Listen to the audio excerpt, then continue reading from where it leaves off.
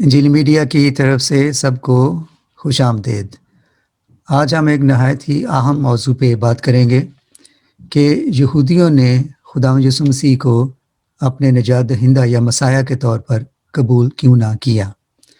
تو آئیے دیکھیں وہ کیا وجوہات تھیں جن کی بنا پر یہودیوں نے خداوند یسوع مسیح کو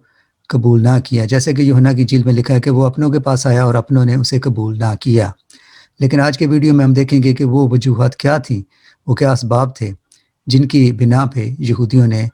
خداوند یسوع مسیح کو اپنا نجات دہندہ قبول نہ کیا۔ دنیا کی کل آبادی تقریباً 8 ارب یا 8 بلین ہے۔ مذاہب کے اعتبار سے مسیحیت اپنے 2.4 بلین یا 2.4 ارب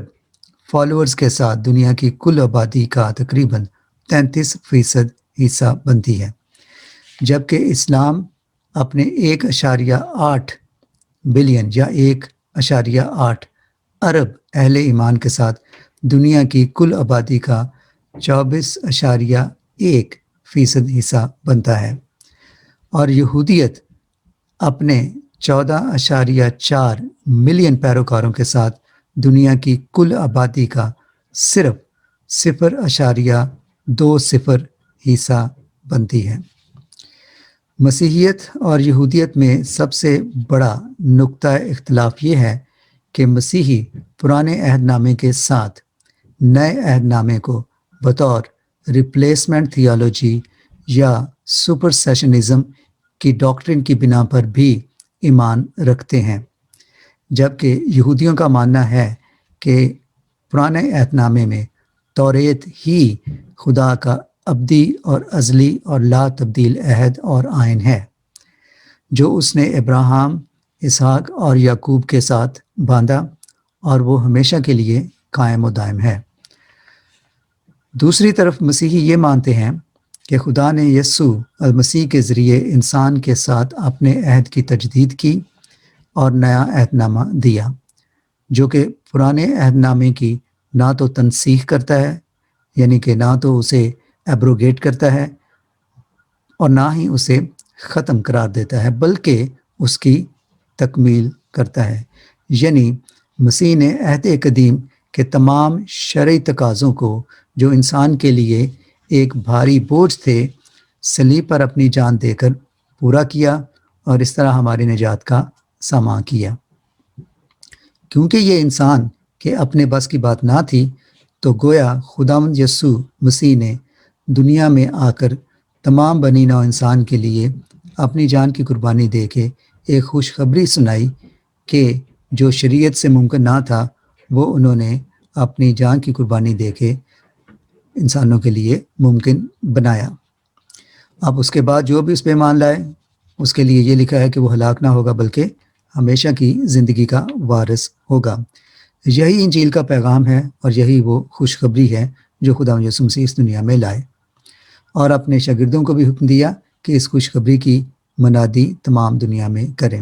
لیکن یہودیوں کے لیے یہ سب ماننا اور سمجھنا ممکن نہ ہوا، اور یہودیوں کی ایک بڑی اکثریت کے لیے آج بھی اسے ماننا اور سمجھنا بہت مشکل ہے، بلکہ کسی حد تک ناممکن ہے۔ بلکہ وہ اس کل نظریہ ہی کی شدید مخالفت اور نفی بھی کرتے آئے ہیں، اور اب بھی پوری طاقت اور شدت سے اس کی نفی اور اس کا مقابلہ کرتے ہیں۔ گو کہ پرانے عہد نامے کی تقریباً 300 سے زائد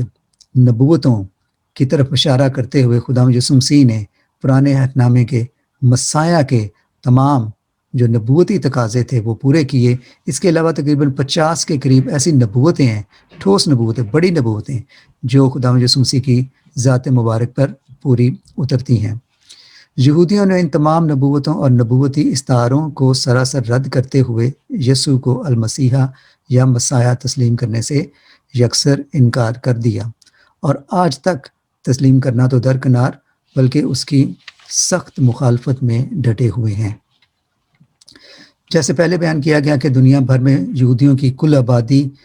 تقریباً 15 ملین سے بھی کم ہے، اور اسرائیل ملک میں یہودیوں کی تعداد تقریباً 10 ملین یعنی کہ قریباً 1 کروڑ ہے۔ ان ان میں صرف 0.3% یہودی ایسے ہیں جو اب تک خدا یسوع مسیح پر ایمان لا چکے ہیں۔ ان یہودیوں کو مسیانک جوز بھی کہا جاتا ہے اور ان کی تنظیم کو جوز فور جیزس کہا جاتا ہے۔ تاہم ان کی تعداد زیادہ تر اسرائیل سے باہر امریکہ یا یورپ میں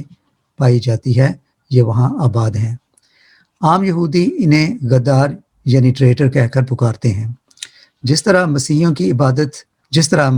کی عبادت دعائیہ کلمات پر ختم ہوتی ہے،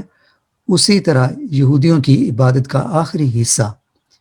جسے برکات ہا منم کہا جاتا ہے، عبادت کا یہ آخری حصہ 18 کلمات پر مشتمل ہوتا ہے، اور ان 18 کلمات کو شمونے اسرا کہا جاتا ہے۔ جب جماعت 12ویں کلمہ پر پہنچتی ہے تو یہ کلمہ با ایمان یہودیوں کے لیے تو برکات کا باعث بنتا ہے، یعنی یہاں اس کلمے میں یہودیوں کے لیے تو برکات مانگی جاتی ہیں، اور جو یہودی مذہب کو ترک کر چکے ہوتے ہیں یا مرتد ہو چکے ہوتے ہیں انہیں ہیریٹک یا مرتد کہتے ہوئے ان کے لیے بہت ساری پھٹکار اور بد دعائیں مانگی جاتی ہیں۔ یہ عمل سبت کی عبادت کے علاوہ دن میں 3 بار سیناگوگز میں دہرایا جاتا ہے۔ وہ یہودی جو یسوع کو قبول کر چکے ہیں، اب ان کے حصے میں کیا آتا ہوگا، یہ آپ خود ہی تصور کر سکتے ہیں۔ یہودیوں کے لیے سب مسیحی، چاہے وہ کیتھولک ہو یا پروٹسٹنٹ ہو یا پروٹسٹنٹ کے کسی بھی فرقے سے تعلق رکھتے ہیں، وہ سب کے سب غیر اقوام ہی میں شامل ہوتے ہیں، یعنی کہ انہیں وہ جینٹائلز ہی سمجھتے ہیں۔ یہودیوں کی مقدس ترین کتاب توریت ہے۔ توریت یا تورا عبرانی میں اس کے معنی ہیں ہدایت یا انسٹرکشن، لیکن اگر دینی یا مذہبی معنوں میں سے دیکھا جائے تو اس کے مطلب یا اس کا معنی بنتا ہے خدا کی طرف سے دیے ہوئے قانون یا شریعت یا شرعی قوانین کا مجموعہ، یعنی کہ لا۔ توریت بائبل کی پہلی 5 کتابوں کا مجموعہ ہے جو کہ بزرگ موسیٰ سے منسوب کی جاتی ہیں۔ یہودیوں کے نزدیک بزرگ موسیٰ خدا کے عظیم ترین پیغمبر ہیں، کیونکہ خدا ان سے خود بالمشافہ یا روبرو یعنی فیس ٹو فیس ہم کلام ہوتا تھا، اور خدا کی طرف سے پہلی شریعت موسیٰ ہی کو بھی دی گئی۔ یہودیوں کا عقیدہ ہے کہ شریعت کی مکمل پاسداری اور عمل داری، یعنی کہ اس پہ مکمل طور پہ عمل کر کے ہی نجات حاصل کی جا سکتی ہے، اور توریت کے 613 شرعی وہ قوانین ہیں جن کی پاسداری کرنا، عمل داری کرنا ہر یہودی پہ فرض ہے، کیونکہ یہی راہ نجات ہیں۔ توریت کے علاوہ یہودی تالمود کو بھی اپنی مذہبی اور روحانی تعلیمات کا ایک بہت بڑا اہم سورس مانتے ہیں۔ عبرانی زبان میں تالمود کے معنی سیکھنا یا علم حاصل کرنا ہے۔ تالمود یہودیوں کے مذہبی شعار، رسوم اور روایت کا ایک بڑا اہم ذخیرہ ہے، اور یہ توریت کی تفسیر کی حیثیت بھی رکھتا ہے۔ یہودیوں کے مقدس صحائف تومار کہلاتے ہیں، اس کے علاوہ انہیں تناخ بھی کہا جاتا ہے۔ تالمود میں یہودیوں کی مذہبی تاریخ، روایات اور مشنا کے 6 آرڈرز بھی شامل ہیں۔ مشنا کے لغوی معنی ہیں وہ روایات جو بار بار دہرائی جائیں، گویا یہ تاریخ یہود کے ماضی کے فیصلہ جات اور فتوے جو ماضی میں جاری کیے گئے، اور اس کے علاوہ یہ ان کی قانونی تفسیر بھی پیش کرتی ہے۔ خداوند یسوع مسیح توریت کے ہوتے ہوئے یہودیوں کا ان روایات پر سختی سے عمل کرنا اور ان کو اتنا بڑا مقام دینا، ان کے لیے، خداوند یسوع مسیح کے لیے یہ ایک بہت ہی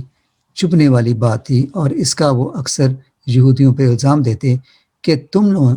لوگوں نے توریت جو کہ خدا کا کلام ہے، اس کے علاوہ اپنی روایات کو اس قدر مضبوط کر لیا ہے اور ان کا بوجھ لوگوں پر ڈالتے ہو جن کو تم خود ایک انگلی بھی لگانا پسند نہیں کرتے۔ یہودی مذہب میں ہر دور میں 12 مذہبی رہنما ہوتے آئے ہیں، اور ان کو وہ 12 گیٹ کیپرز یا دربان کی حیثیت دیتے ہیں۔ 12 اس لیے کیونکہ ہر قبیلے میں سے ایک رہنما یا مذہبی عالم چنا جاتا ہے۔ ان 12 عالموں کا یہ کام ہوتا ہے کہ وہ اس بات کو یقینی بنائیں کہ یہودی مذہب میں کہیں بھی کوئی باہر کا فتنہ یا نئی تعلیم لے کر شخص نہ داخل ہو جائے جو ان کے مذہبی عقائد میں ذرا بھی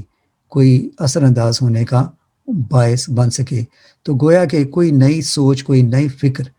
یہودی مذہب میں داخل نہیں ہو سکتی، کیونکہ یہ 12 دربان وہاں کھڑے ہیں، تعینات ہیں کہ وہ ہر طرح کی نئی سوچ یا نئی تعلیم یا نئی بدعت کا سختی سے مقابلہ کریں۔ یوں یہ 12 یہودی عالم اپنے ایمان کی حفاظت کرتے ہیں اور اس کا دفاع کرتے ہیں۔ یہودیت میں خدا کے لیے استعمال ہونے والا سب سے اہم، مکرم اور معتبر نام یہوہ یا یہوہ ہے۔ اس کے علاوہ الوہیم، ایل شیڈائی یعنی کہ خدائے قادر اور ایڈونائی الفاظ استعمال ہوتے ہیں۔ ایڈونائی عام طور پہ لارڈ کے لیے استعمال ہوتا ہے، لارڈ یعنی جسے ہم اردو میں خداوند کہتے ہیں۔ یہودی خدائے واحد کی عبادت کرتے ہیں اور تیسرے حکم کی سختی سے پاسداری کرتے ہوئے خدا کا نام یعنی کہ خدا کا جو پرسنل نیم ہے جو کہ ہے یہوہ یا یہوہ، اس کا استعمال کرنا اور اپنی زبان پہ لانا بالکل مناسب نہیں سمجھتے۔ یعنی کہ وہ خدا کا نام، جیسے لکھا ہے کہ بے فائدہ مت لینا، اس کا بہت خیال رکھتے ہیں کہ خدا کا نام بے فائدہ نہ لیا جائے۔ یہاں تک کہ جب وہ لفظ گاڈ انگلش میں گاڈ بھی لکھتے ہیں تو GOD کے بجائے جی اور ڈی لکھتے ہیں اور بیچ میں او کی جگہ خالی جگہ چھوڑ کر ایک چھوٹی سی لائن یعنی ہائفن لگا دیتے ہیں۔ یعنی کہ وہ لفظ گاڈ گو کہ یہوہ نام نہیں ہے، گاڈ ہے، جنیرک ہے، وہ بھی لکھنا مناسب نہیں سمجھتے، اس لیے وہ GOD کی بجائے جی ہائفن اور ڈی لکھتے ہیں تاکہ اس سے کہیں خدا کے نام کی یا خدا کی ذات کی کوئی تضحیق نہ ہو جائے اور وہ اس کے گنہگار نہ ٹھہریں۔ خدا کا جو پرسنل نیم ہے یہوہ یا یہوہ، وہ ہر کوئی اپنی زبان پہ نہیں لا سکتا، بلکہ صرف ان کے جو ربی ہیں، ریبائز ہیں، وہ صرف اپنی زبان پہ لا سکتے ہیں، اور وہ بھی صرف سبت کے دن اپنے ہیکل میں عبادت کے دوران ایک بار ہی صرف اپنی زبان پر لا سکتے ہیں، کیونکہ یہ نام اس قدر مقدس اور پاکیزہ ہے اور اس کا تقدس برقرار رکھنا ان کے لیے بہت ضروری ہے۔ یہاں میں ایک بات ضروری سمجھتا ہوں بیان کرنا کہ جہاں یہودی اس بات کا بہت احساس کرتے ہیں کہ وہ خدا کا نام بے فائدہ نہ لیں اور خدا کا جو پرسنل نام ہے یہوہ یا یہوہ وہ صرف ان کے ربی ہی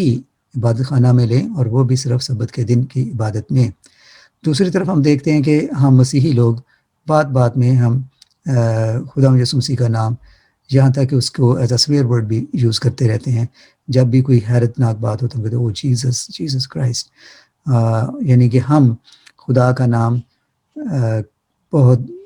آزادی سے اور بے فائدہ لیتے ہیں۔ تو یہاں اس بات کا یقیناً یہودیوں کو کریڈٹ جاتا ہے کہ وہ خدا کا نام بے فائدہ لینے سے اجتناب کرتے ہیں اور وہ خدا کا نام بہت ہی پاکیزگی اور تقدس کے طور پہ صرف اور صرف اپنی عبادتوں میں، وہ بھی سبت کی عبادت میں، اور وہ بھی صرف ان کے جو مذہبی رہنما ہیں وہی اپنی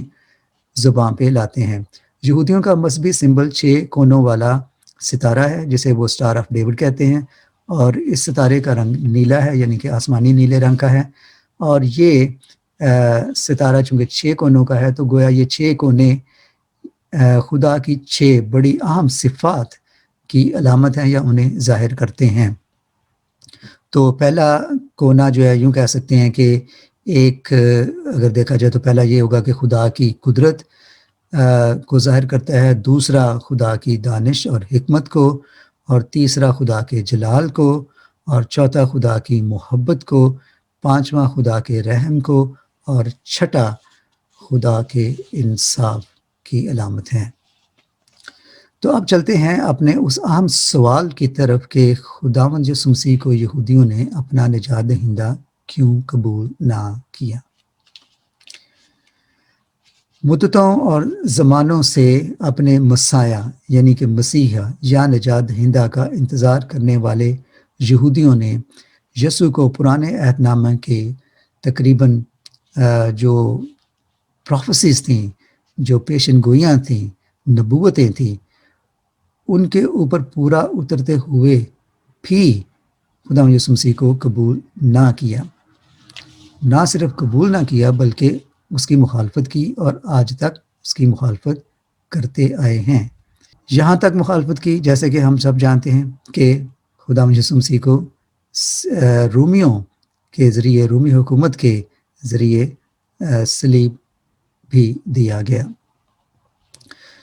یوں بقول یوحنا رسول ہم واپس اسی حوالے کی طرف جاتے ہیں کہ وہ اپنوں کے پاس آیا لیکن اپنوں نے اسے قبول نہ کیا۔ دیکھیے یوحنا کی انجیل اور اس کے پہلے باب کی 11 اور 14 آیات۔ یسوع کو آنے والے نجات دہندہ نہ قبول کرنے کی اولین اور اہم ترین وجہ یہودیوں کا خدا کے بارے میں عقیدہ اور ایمان ہے۔ یہودی یہ بات مانتے ہیں کہ خدا انسان کے روپ میں قطعاً ظاہر نہیں ہو سکتا، یعنی کہ وہ انسانی اوتار نہیں اپنا سکتا، یعنی خدا کا تقدس اور پاکیزگی اس بات کی اجازت ہی نہیں دے سکتی کہ خدا انسانی روپ میں ظاہر ہو۔ تو گویا وہ تمنا جس کا علامہ اقبال نے اپنے بڑے خوبصورت شعر میں کیا ہے کہ کبھی اے حقیقت منتظر نظر آ لباس مجاز میں، کہ ہزاروں سجدے تڑپ رہے ہیں میری جبین نیاز میں۔ علامہ اقبال نے اس شعر میں اپنی خواہش ظاہر کی کہ اگر خدا کبھی انسانی روپ میں آئے تو میں کتنے سجدے اسے کروں۔ تو جب خدا ہمارے عقیدے کے مطابق، ایمان کے مطابق انسانی روپ میں خدا یسوع مسیح کے روپ میں آئے تو بہت سے لوگوں نے انہیں قبول نہ کیا۔ یہودیوں نے انہیں اس لیے قبول نہ کیا کیونکہ انہوں نے دعویٰ کیا کہ وہ خدا کا اوتار ہیں، خدا کے بیٹے ہیں۔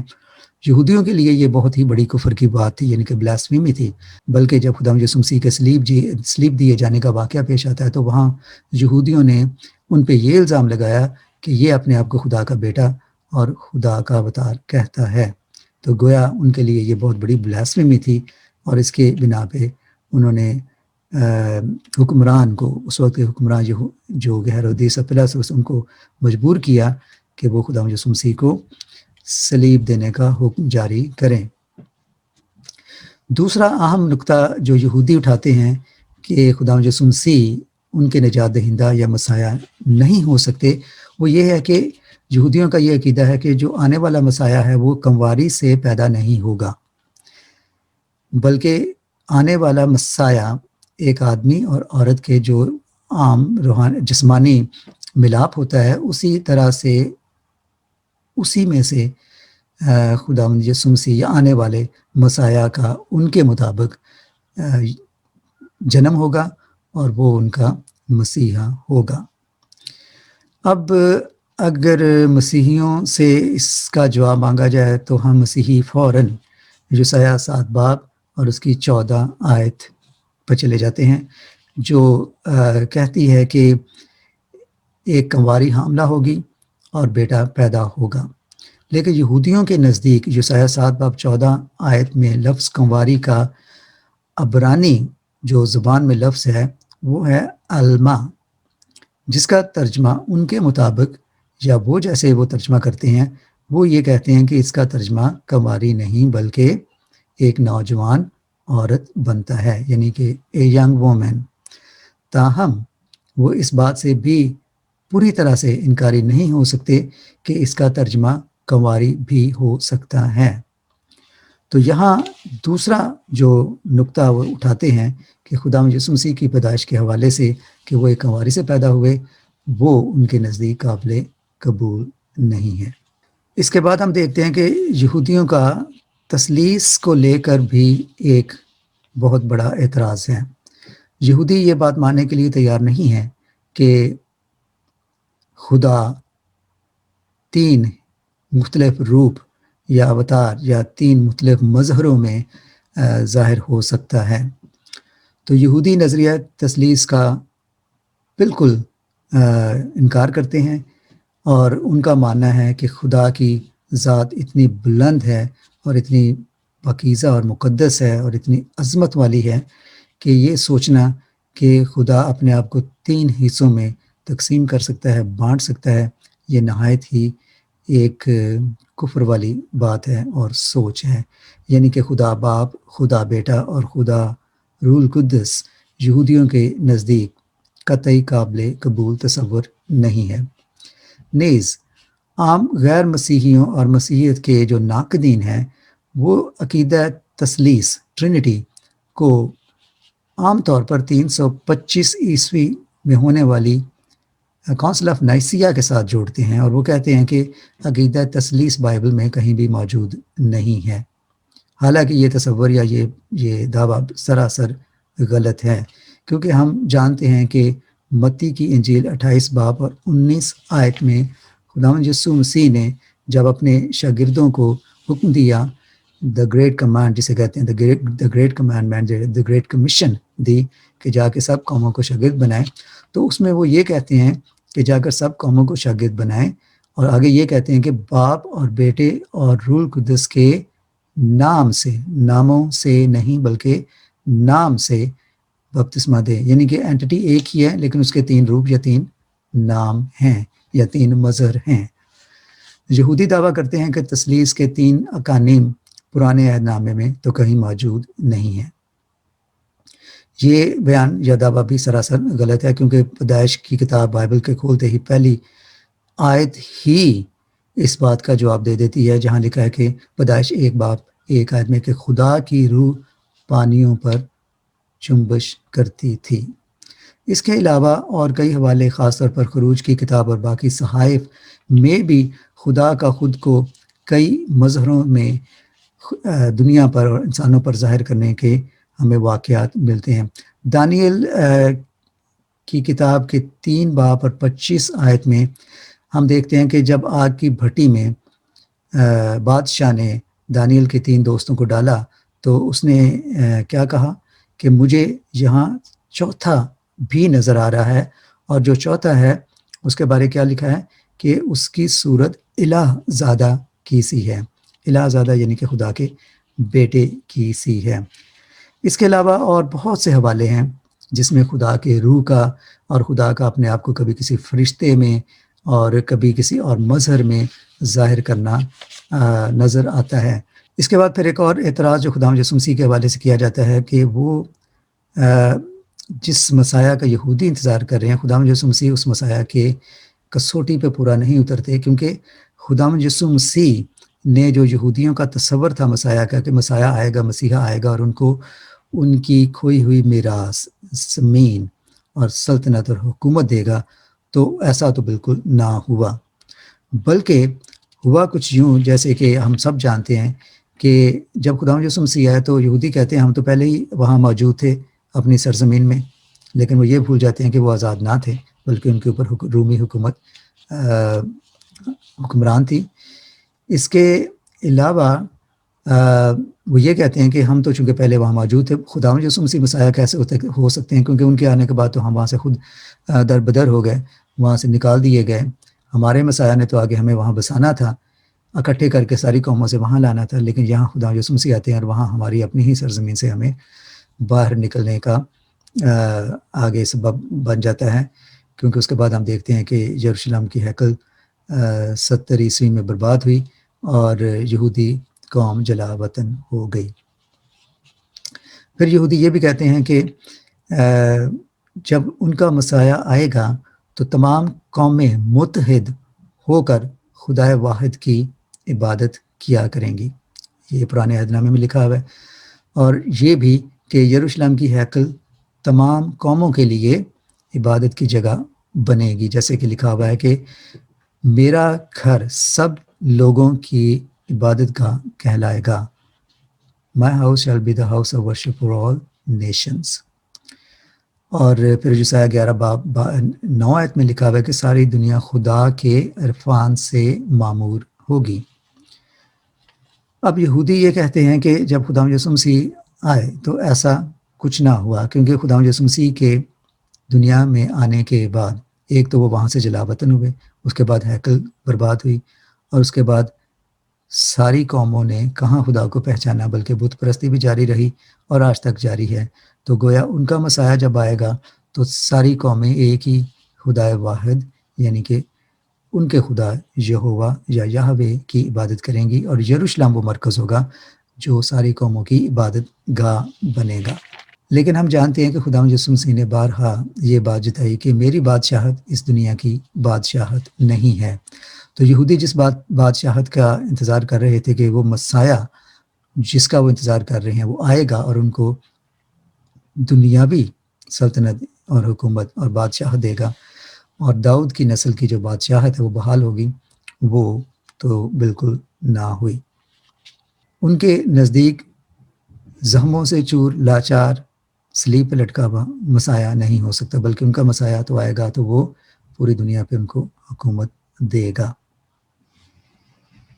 حزقیل کے 37 باب کی آخری چند آیات میں آنے والے مسیح کے مشن کے حوالے سے بھی جو یہودیوں کے مطابق یسوع مسیح کے معیار پر یا یسوع مسیح اس کے معیار پر پورا بالکل نہیں اترتے۔ پھر یہودی یسایہ 2 باب 1 سے 4 آیات میں بھی جو خاکہ آنے والے مسیح کا ہے اسے خداوند یسوع مسیح پہ کسی طرح سے بھی لاگو ہوتا نہیں دیکھتے۔ یہودیوں کے مطابق خداوند یسوع مسیح کسی بھی طرح سے ان کے فاتح اور پوری دنیا پہ حکومت کرنے والے مسیح پر پورا نہیں اترتے، یعنی کہ ان کے مطابق مسیح کے آنے کے بعد ساری دنیا میں صرف امن ہی امن ہوگا اور ہر طرف خوشحالی ہوگی اور کہیں کوئی جنگ نہ ہوگی۔ لیکن یسوع کے آنے کے بعد وہ کہتے ہیں تو دنیا میں تو جنگیں جاری رہیں بلکہ اب تک ہیں، تو ہمارے مسیح کے آنے کے بعد تو دنیا میں صرف امن ہی امن ہوگا، جیسے کہ پرانے عہد نامے میں لکھا ہے۔ اس کے بعد یہودی خداوند یسوع مسیح کو اس بات کا بھی الزام دیتے آئے ہیں، اور ان کے وقت میں بھی دیتے تھے کہ خداوند یسوع مسیح نے توریت کی پاسداری نہیں کی، یعنی کہ توریت پہ عمل درآمد نہیں کیا۔ گو کہ خداوند یسوع مسیح نے خود فرمایا تھا کہ میں توریت یا نبیوں کے صحیفوں کو باطل کرنے یا انہیں منسوخ کرنے نہیں آیا، بلکہ جب تک آسمان اور زمین ٹل نہ جائیں توریت اور نبیوں کے صحیفوں اور شریعت کے ایک نقطہ کا بھی بدلنا یا ٹل جانا ممکن نہیں ہے۔ لیکن یہودی اس بات کو بائے کرنے کے لیے بالکل تیار نہیں، کیونکہ وہ کہتے ہیں کہ خداوند یسوع مسیح نے تو خود توریت کے حکموں کو توڑا، اور نہ صرف توڑا بلکہ ان کو چیلنج کیا، اور یہودیوں کی جو مذہبی اسٹیبلشمنٹ تھی، جو ان کی مذہبی لیڈرشپ تھی، اس کو بھی چیلنج کیا۔ سب سے اہم بات وہ سبت کے حوالے سے لیتے ہیں کہ خداوند یسوع مسیح نے سبت توڑا اور سبت توڑنے کا جواز بھی دیا اور اس کو چیلنج بھی کیا، اور اس طرح سے انہوں نے سبت کے حکم کو توڑا اور شریعت کی نافرمانی کی۔ اب کئی مسیحی فرقے جو سبت مانتے ہیں وہ یہودیوں سے یہ کہتے ہیں کہ ہم تو سبت ماننے والے مسیحی ہیں، ہم نے تو شریعت کو پورا کیا ہوا ہے، جو خداوند یسوع مسیح نے سبت کو باطل نہیں کیا، منسوخ نہیں کیا۔ لیکن وہ یہ اعتراض کرتے ہیں کہ سبت کے علاوہ کچھ اور بھی ایسے دن ہیں یا ایسے روایات ہیں جن کو قائم رکھنا بڑا ضروری ہے، جیسے کہ روش ہاشانہ یا یوم کپور، اور اس کے علاوہ کچھ اور تہوار ہیں جو دائمی ہیں، جن کو خدا نے دائمی تہوار مقرر کیا ہے یہودیوں کے لیے سبت کے ساتھ ساتھ، تو وہ کیوں نہیں مانے جاتے؟ اس کے علاوہ مسیحی سبت کیپرز پہ یہودی یہ بھی اعتراض کرتے ہیں کہ جو مسیحی سبت کو پاک مانتے ہیں وہ چوتھے حکم کے مطابق 6 دن کام نہیں کرتے بلکہ 5 دن کام کرتے ہیں، یعنی کہ سنڈے کو بھی چھٹی کرتے ہیں، اس لیے وہ سبت کو پوری طرح سے پاک نہیں مانتے، جیسے کہ حکم میں لکھا ہے کہ 6 دن تو اپنا سارا کام کاج کرنا اور 7ویں دن کو پاک ماننا. تو یہ مسیحی فرقے جو سبت کو پاک مانتے ہیں اور سنڈے کو چھٹی کرتے ہیں، وہ اس پہ اعتراض کرتے ہیں، کیونکہ عام طور پہ یہودی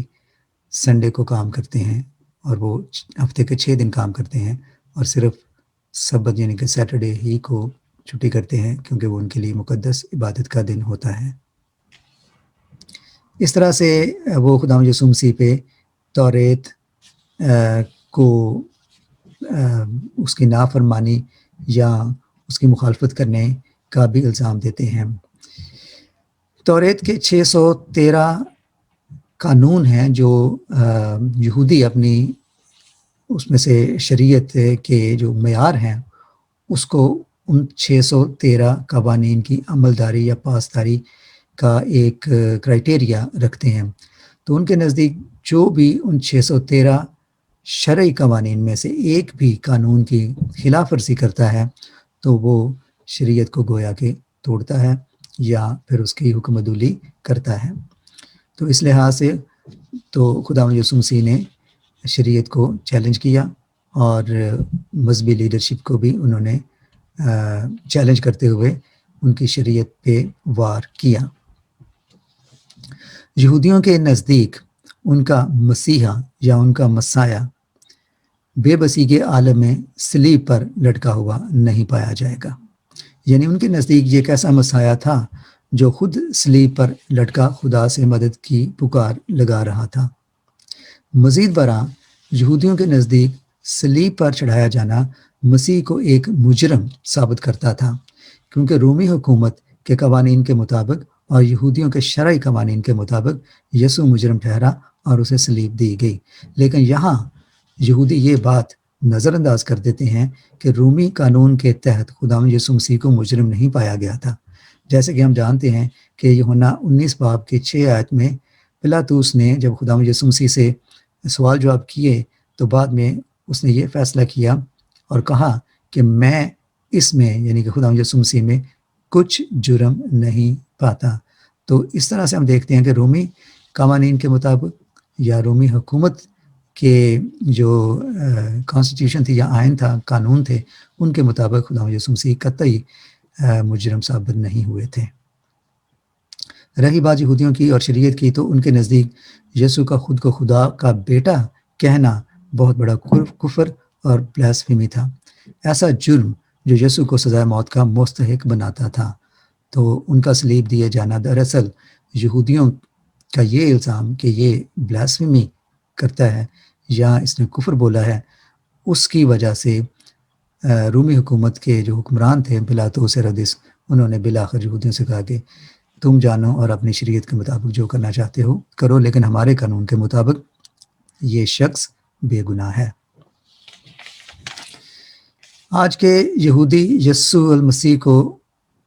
ان کے مردوں میں سے جی اٹھنے کے واقعے کو بھی لے کر بہت اعتراض کرتے ہیں، بلکہ اس کو جھٹلاتے ہیں. اس وقت بھی ایسے ہی ہوا تھا، کیونکہ ہم جانتے ہیں کہ جو اس وقت کے یہودی تھے، شرع کے عالم تھے، جنہوں نے یہ کانسپیریسی کر کے خداوند یسوع مسیح کو صلیب دیے جانے پہ مجبور کیا، تو وہ اس وقت بھی جب خداوند یسوع مسیح زندہ ہوئے تو انہوں نے جو وہاں پہرے دار تھے ان کو رشوت دی اور کہا کہ تم یہ کہنا کہ اس کے شاگرد آئے اور چوری سے اس کی لاش کو لے گئے. آج بھی یہودی اس بات پہ ڈٹے ہوئے ہیں اور کہتے ہیں کہ اگر خداوند یسوع مسیح در حقیقت مردوں میں سے زندہ ہوئے تھے تو اس واقعے کو بہت سے لوگوں نے کیوں نہ دیکھا، یہ واقعہ اتنا خفیہ کیوں ہوا. اب سوال یہ پیدا ہوتا ہے کہ یہ ایسا کیوں ہوا، کیونکہ اس وقت جب خداوند یسوع مسیح کو صلیب دیا گیا تھا تو اس وقت اس شہر میں اس جگہ پہ ایک ہو کا عالم تھا. یہ کوئی چھوٹا واقعہ نہیں تھا، یہ بہت بڑا واقعہ تھا. بس ایسے سمجھ لیجیے جیسے کرفیو لگا ہوا تھا، لاک ڈاؤن تھا، کوئی بھی باہر نکلنا کسی کے لیے ممکن نہیں تھا. اور یہودی تو خداوند یسوع مسیح کے جو 12 شاگرد تھے ان کی بھی تلاش کر رہے تھے، اور 12 شاگردوں نے تو اپنے آپ کو ایک کمرے میں بند کر رکھا تھا اور خوف زدہ تھے، اور اپنے آپ کو انہوں نے یہودیوں سے چھپایا ہوا تھا. صرف ہم جانتے ہیں کہ مریم صبح سویرے چوری چھپے وہاں گئی اور انہوں نے خداوند یسوع مسیح کی لاش کو وہاں نہ پایا، اور انہوں نے پھر یہ خوشخبری آ کے باقی شاگردوں کو بھی سنائی کہ خداوند یسوع مسیح در حقیقت زندہ ہو چکے ہیں۔ تو اس لیے اب یہودیوں کا یہ کہنا کہ اگر یہ واقعہ اتنا بڑا، اتنا اہم، عام لوگوں نے یا زیادہ لوگوں نے نہیں دیکھا تھا، تو ہم کیسے اس کا ایمان یا یقین کر لیں کہ خداوند یسوع مسیح در حقیقت مردوں میں سے زندہ ہوئے تھے۔ تو یہ وہ اعتراضات ہیں یا وہ باتیں ہیں جو اس وقت کے یہودی رہنما بھی کرتے تھے، تو اب بھی یہی باتیں یا یہی اعتراض وہ آج بھی کرتے ہیں۔ تو گویا کہ ہم یہاں دیکھتے ہیں کہ یہودیوں کا خداوند یسوع مسیح کا صلیب پہ جانا اور بے بسی کے عالم میں خدا کو مدد کے لیے پکارنا، اور پھر ان کا مردوں میں سے زندہ ہونا، جس طرح سے وہ کہتے ہیں کہ یہ ایسا نہیں ہوا تھا، یہ تمام باتیں یہودیوں کے لیے بہت بڑی ایمان کی رکاوٹیں ہیں جن کو وہ ابھی تک عبور نہیں کر پائے۔ مسیحی زبور 22 کو لے کر اس کا جواب دینے کی کوشش کرتے ہیں کہ زبور 22 دراصل خداوند یسوع مسیح کی مصلوبیت کے حوالے سے سارا واقعہ بیان کرتا ہے، لیکن یہودی اس کا یوں ڈیفینس کرتے ہیں کہ زبور 22 دراصل خداوند یسوع مسیح یا نجات دہندہ کے حوالے سے نہیں، بلکہ یہ یہودی قوم کی ایک مجموعی جو صورتحال ہے یا جو ان کی جو حالت زار تھی، یہ اس کا بیان ہے۔ تو گویا کہ وہ اس کو بھی جھٹلا دیتے ہیں۔ اب چلتے ہیں آمد ثانی کے حوالے سے۔ آمد ثانی ہم مسیحی کہتے ہیں کہ خداوند یسوع مسیح دوبارہ تشریف لائیں گے اور یہ ان کی آمد ثانی ہوگی، لیکن جیسے میں نے پہلے کہا کہ خداوند یسوع مسیح کے دوبارہ آنے کو یہودی اس لیے بھی رد کر دیتے ہیں کیونکہ وہ کہتے ہیں کہ وہ اگر مسیح ہوتا تو اپنا مشن پورا کر کے جاتا۔ خداوند یسوع مسیح کا دوبارہ آنا یا ان کا کہنا کہ میں دوبارہ آؤں گا بھی اس بات کا ثبوت ہے کہ وہ مسیح نہ تھے، کیونکہ انہوں نے اپنا مشن پورا نہ کیا، اسی لیے ان کو دوبارہ آنا درکار ہے۔ تو گویا کہ یہودیوں کے مطابق ان کا جو مسیح آئے گا وہ ایک ہی دفعہ آئے گا اور اپنا مشن جو ہے وہ پورا کرے گا۔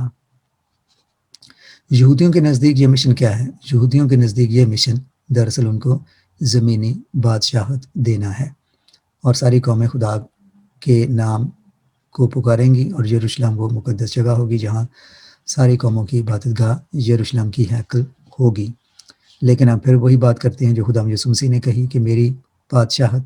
اس دنیا کی بادشاہت نہیں ہے۔ یہودی آج بھی اپنی دنیاوی بادشاہت کا خواب دیکھ رہے ہیں، لیکن کیا یہ خواب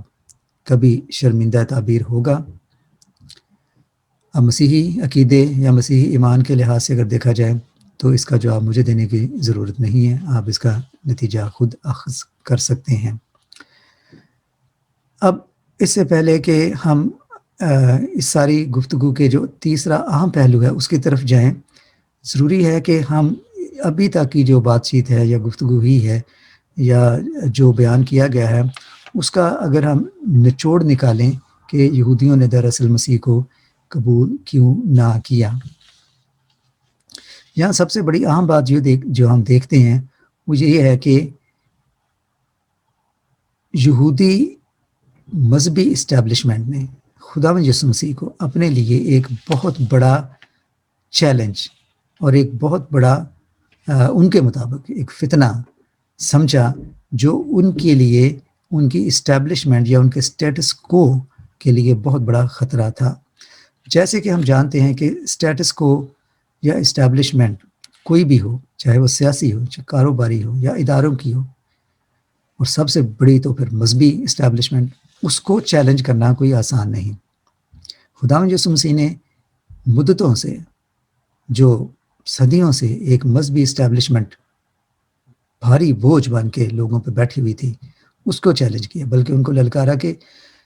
شریعت کے وہ تقاضے جن کو تم خود ہاتھ میں نہیں لگاتے، انگلی سے بھی نہیں موو کر سکتے، تم نے وہ بوجھ لوگوں پہ ڈال رکھے ہیں، اور اس کے علاوہ پھر لوگ ان کے پیچھے چلنا شروع ہو گئے۔ اب ظاہر ہے کہ ان کے لیے یہ ایک بہت بڑی لمحہ فکریہ تھا کہ یہ تو ہمارے تمام جو نظام ہے، سسٹم ہے، یہ تو اس کا حشر نشر ہونے جا رہا ہے۔ تو اس سے پہلے کہ یہ جو مسیح خود کو کہتا ہے کہ ہمارا پورا کاروبار ہی بند ٹھپ کر کے رکھ دے، اس کا تو کچھ نہ کچھ سدباب کرنا ہوگا۔ اور جیسے کہ ہم جانتے ہیں کہ چاہے سیاسی ہو چاہے کاروباری ہو، آج بھی مذہبی اسٹیبلشمنٹ آج بھی اسی طرح سے، آپ کسی ادارے کو لے لیں، کسی چرچ کو لے لیں، مذہبی اسٹیبلشمنٹ باہر سے آنے والے کسی کو قبول نہیں کرتی، اور اگر وہ کبھی آ بھی جائے تو اس کا جانتے ہیں کہ آپ کیسے جینا حرام کیا جاتا ہے، اور کئی لوگ باغی ہو کے چھوڑ دیتے ہیں، چلے جاتے ہیں۔ تو یہ جو اسٹیبلشمنٹ ہے، چاہے کچھ بھی ہو، کسی طرح کی بھی ہو، کس روپ میں ہو، کہیں بھی ہو، بڑی خطرناک چیز ہوتی ہے، اور خدا یسوع مسیح نے اس اسٹیبلشمنٹ کو آ کے چیلنج کیا تھا، اور یہ ظاہر ہے کہ نتیجہ مشکل ہی ہونا تھا اور خطرناک ہی ہونا تھا۔ اور پھر ہم دیکھتے ہیں کہ متی 23 باب ایک بہت ہی رخت اور ایک بہت ہی سخت الفاظ سے بھرا ہوا باب ہے جو خدا یسوع مسیح نے یہودیوں کے بارے کہا۔ اگر آپ متی 23 باب پڑھیں تو آپ دیکھتے ہیں کہ خدا یسوع مسیح نے کس طرح غصے میں یہودیوں کی جو ریلیجس اسٹیبلشمنٹ تھی اس کا جیسے کیا لفظ استعمال کروں کہ ان کو بڑے سخت الفاظ میں للکارا، چیلنج کیا، اور ان کی سرزنش کی، اور بڑے بڑے سخت الفاظ استعمال کیے۔ آپ جانتے ہیں کہ ایسے الفاظ جیسے کہ ریاکار، سفیدی پھرے قبریں، اندھیرا بتانے والے، اور سانپ اور افعی کے بچے، قاتل، نبیوں کے قاتل، سفیدی پھری قبریں، اور بہت سے ایسے القاب۔ ظاہر ہے جی یہ ان کے لیے جو کہ آپ نے آپ کو اتنے نہایت مذہبی اور پارسا اور بڑے عزت والے سمجھتے تھے، ان کے لیے یہ ہضم کرنا آسان نہیں تھا۔ اسٹیبلشمنٹ جیسے میں نے کہا، چاہے سیاسی ہو، چاہے اداروں کی ہو، چاہے مذہبی ہو، یہ اپنے سامنے کسی کا وجود جو ان کے لیے خطرہ ثابت ہو وہ اس کو برداشت نہیں کرتے، اور اس کو ٹھکانے لگانا ضروری سمجھتے ہیں ہر حال میں۔ اور جیسے کہ کسی شاعر نے بھی کہا ہے کہ عیسیٰ نہ بن کہ اس کا مقدر صلیب ہے، انجیل آگہی کے ورق اس طرح نہ کھول، کہ جو عیسیٰ بنے گا، جو مسیح بنے گا، جو مسیحا بننے کی کوشش کرے گا، اس کے مقدر میں تو پھر صلیب لکھی ہوئی ہے، صلیب تو اٹھانا پڑے گی، صلیب پر تو جانا پڑے گا، کیونکہ کسی بھی اسٹیبلشمنٹ کو چھیڑنا آسان نہیں ہے، اور خاص طور پہ مذہبی، کیونکہ اس میں پھر مذہب آ جاتا ہے، مذہبی جذبات آ جاتے ہیں، خدا آ جاتا ہے، خدا کے نام کا استعمال کیا جاتا ہے، اور خدا کے نام پہ تو ظاہر ہے آپ کو معلوم ہے کہ قتل بھی کر دیے جاتے ہیں، یہ سمجھ کے، یہ مان کے کہ میں نے خدا کے لیے کیا اور خدا کے نام پہ کیا ہے۔ تو یہ ساری باتیں خدا یسوع مسیح کے لیے ظاہر ہے ایک واحد آدمی اور اتنی بڑی سخت اسٹیبلشمنٹ اور ریلیجس انسٹیٹیوشن، اس کا مقابلہ کرنا اور اس کا سامنا کرنا آسان نہ تھا، لیکن یقیناً خدا یسوع مسیح نے کیا، اور پھر ہم جانتے ہیں کہ اس کا نتیجہ گو کہ صلیب نکلا، لیکن وہی صلیب پھر پوری دنیا میں اس طرح سے چھائی، مسیحیت کا پیغام لے کے ان کے 12 شاگرد پوری دنیا میں 12 سپاہی بن کر، صرف 12 افراد کی فوج نے پوری دنیا کو مسیحیت کے لیے فتح کیا۔ اب آخری بات کی طرف چلتے ہیں کہ اس وقت کے یہودیوں نے خدا یسوع مسیح کو رد کیا، اور آج کے یہودی ان تمام باتوں کے علاوہ ایک اور چیز کا اضافہ کر دیتے ہیں جس کی بنا پہ وہ مسیحیت کو اور مسیح کو رد کرتے ہیں۔ موجودہ زمانے میں جیسے ہم جانتے ہیں کہ گزشتہ صدی میں جو واقعات پیش آئے ہٹلر کے حوالے سے، اس کے ہولوکاسٹ کے جو واقعات ہیں، اور جینوسائڈ جو یہودیوں کی ہوئی، اس کو لے کے بھی یہودی کہتے ہیں کہ یہ خدا یسوع مسیح ہی کے پیروکار تھے، جس نے صلیب پہ یہ کہا تھا کہ ان کو معاف کر، خدا ان کو معاف کر، یہ نہیں جانتے یہ کیا کرتے ہیں۔ تو اس کے پیروکار ایسا کیسے کر سکتے ہیں؟ اس کا مطلب ہے کہ وہ کیسا مسیح تھا، اور اس کے ماننے والے کیسے ہیں جنہوں نے ہماری نسل کشی اس قدر بے دردی سے کی کہ جیسے کہ ہم جانتے ہیں کہ ملینز آف جوز، یہودی جو تھے، وہ ہولوکاسٹ کا نشانہ بنے۔ اور اس کے علاوہ ایک اور تاریخی واقعہ ہے جسے کہتے ہیں اسپینش انکویزیشن، اس کو لے کے بھی یہودی اعتراض اٹھاتے ہیں کہ نہ ان کا مسیحا اور نہ یہ مسیحی قوم اس قابل ہیں کہ ان کو قبول کیا جائے۔ تو یہاں آخر میں جو میں نے وہ بیان کیا وہ تو سیاسی حوالے سے ہے، سماجی حوالے سے، لیکن باقی اس سے پیچھے جو کچھ بھی ہے وہ سارا مذہبی اور عقیدوں کے حوالے سے ہے۔ تو ناظرین، یہ تھی وہ چند باتیں جن کی بنا پہ یہودی آج بھی مسیحیت کو اور مسیح کو قبول نہیں کرتے۔ یقیناً ان سب کے ہم سب کے پاس اور بھی جواب ہیں، آپ کے پاس بھی ہوں گے، ایک اعتراض کے، یہ چند اعتراض ہیں، اس کے علاوہ بھی ہیں۔ میں آپ سے یہی درخواست کروں گا کہ ان باتوں کو ذرا دیکھیں، غور کریں، اور اگر آپ اس پہ کچھ مزید کہنا چاہتے ہیں، فیڈ بیک دینا چاہتے ہیں، ان باتوں کا کوئی جواب دینا چاہتے ہیں، اپنے اظہار خیال کرنا چاہتے ہیں تو ضرور کیجیے کامنٹس میں اور شیئر کیجیے